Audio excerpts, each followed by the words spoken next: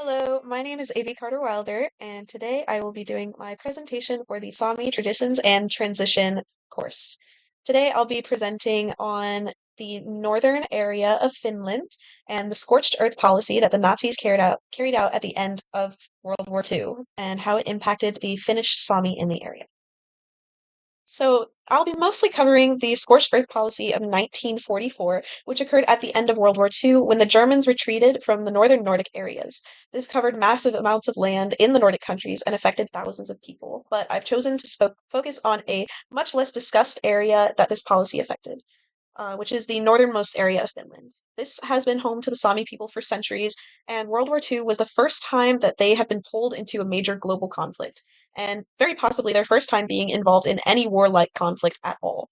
This perspective is not talked about much even in the discussion of the events of World War II, since Finland was considered to be a German ally, and therefore deserving of the acts taken against them, mostly by Russian forces.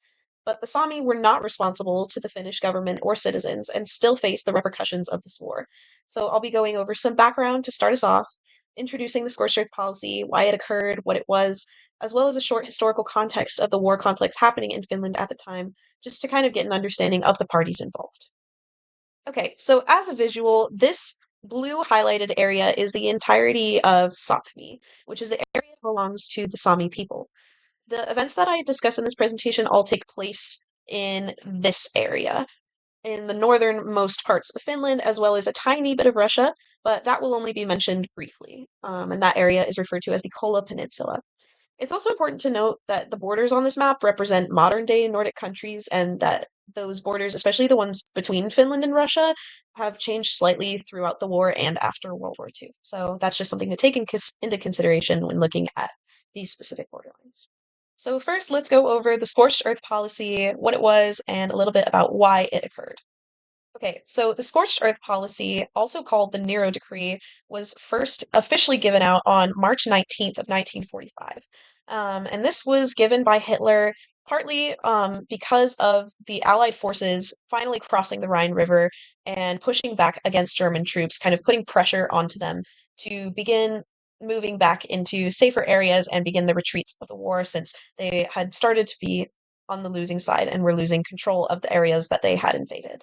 This was also triggered in part by the Moscow Armistice, which I'll talk about a little bit later, but this was basically the overturning of Finland alliance with the Germans to then being on the side of the Allies and fighting against the Germans or aiding the Allies in pushing German troops out of invaded areas. The Scorched Earth Decree called for the destruction of all German wartime infrastructure in invaded areas to prevent Allied forces from benefiting from any goods, military operation information, or ammunition and weaponry that was in those areas, as well as benefiting from the actual infrastructure themselves. So this looked like a lot of bombing and burning down of buildings and planting landmines so that when Allied forces came over those areas, the troops would be blown up just from walking through the area. Luckily, this decree was only partially carried out due to the intervention of one Albert Speer, who was a Nazi, but he was given partial command of the entire German militia in Hitler's stead as Hitler fled into hiding at the end of the war. He called the decree destructive to the nation and prevented the further destruction of land and infrastructure, but that only occurred 10 days after the decree had already been in effect. So the initial areas of German retreat, i.e., like the entirety of the Nordic regions and Finland were still heavily impacted by the decree.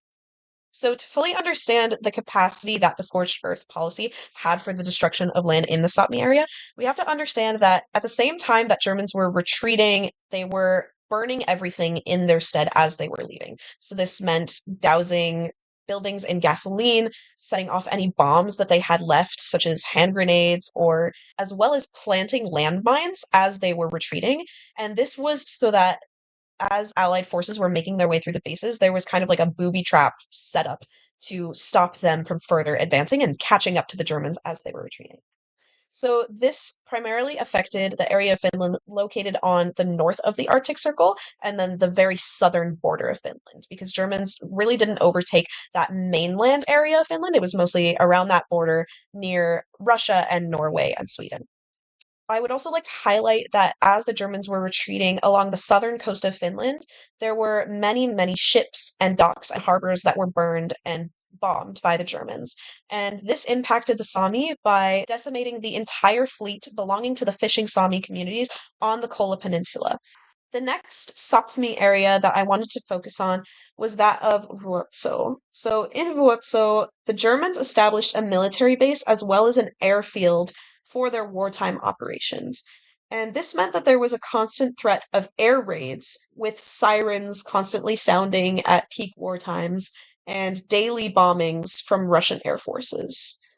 To avoid these happenings of the war, the Sami living in Vuotso ultimately had to leave their homes multiple times throughout the year and take up residence in the surrounding forests, often using temporary shelters called kota tents. Now I'll focus in a little more and talk about the specific impacts on Sami culture, society, and individuals. First, I'd like to take a look at a very specific group of Sami people called the Scots Sami. In redefining the location of the border between Finland and Russia, the Scots Sami were the most affected, and they were forced to divide their communities, or quote unquote choose a side, between Finland and Russia. The Sami who were forced to stay on the Russian border ended up suffering from Stalin's enemy of the state policy against the Sami, and they were forced to conform to Russian culture and ultimately the Orthodox religion. The Scots Sami are also a characteristically nomadic group, so the Sami on either side of the border were now unable to reach important spiritual sites that had been quote unquote moved to another country. Once evacuated, these populations also had to face a very severe change in their diet and adjust to a different climate, and were forced to confront issues with disease, specifically pneumonia. So there's numerous cases where the Scots Sami, in moving to southern or mainland areas of Finland where they were safer from war efforts, ended up contracting cases upon cases of pneumonia, and some of them ultimately died from this. The Scots Sami also, in attempts to rebuild their culture, which was largely dependent on reindeer herding since they were one of that characteristically nomadic groups of the Sami, they ended up petitioning the Finnish government to create a reindeer association, but the Finnish government repeatedly denied this and did not make any movement to support this group or assist them in acquiring equipment such as snowmobiles.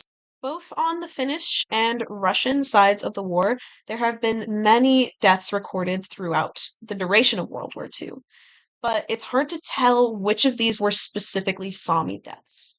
So I struggled a little bit to find specific death records, but one record I could find was that of the deaths that occurred on the Kola Peninsula. There was actually 24 official deaths of Sami individuals recorded that happened during combat in this area, which is very interesting that this record even existed at all. The Germans also, in their retreat, ended up killing entire herds of the Sami's cattle and reindeer. Deaths in Finland due to landmines and grenades after the war are also upwards of 2,000 individuals. So this meant that even after World War II ended, there were still landmines and grenades being detonated that were left behind by Germans or intentionally planted by Germans in their retreat from Finland. And this affected a couple of Sami children as well, since in those areas such as Vuotso, they would explore the ruins of military bases and end up accidentally detonating these, which led to injuries and then occasionally death. A couple of key things to note about how this impacted the Sami culture directly was that this was the first time that the Sami, which are considered to be a wholly pacifistic people, were called to fight against others. And due to the payment of war reparations, not only were their fishing lakes overfished, and that led to the detriment of that resource, materials for rebuilding the areas that the Germans destroyed were absolutely limited.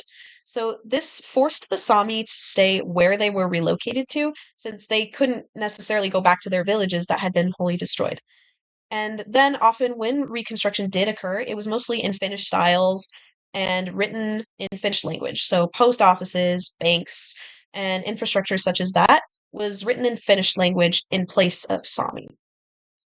So a couple of conclusions we can draw are that there are many different impacts that post-war efforts, as well as the scorched earth policy of Germans retreating, had on the Sami people. You can still walk into the forests of Sapmi today, more than 3 generations after these events, and find traces of war.